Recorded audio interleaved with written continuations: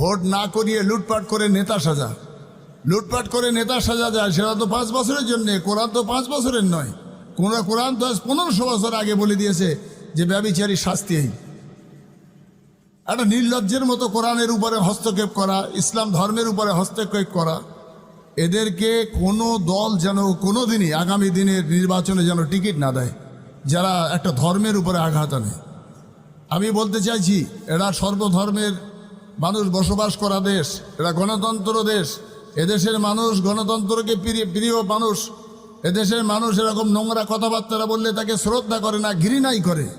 সত্যিকারের যারা অমুসলিম তারাও, সত্যিকারের যারা হিন্দু ধর্ম বিশ্বাসী, সনাতন ধর্ম করে, তারাও কোনোদিনই ইসলাম ধর্ম নিয়ে তাদের ভাবনা খারাপ নেই।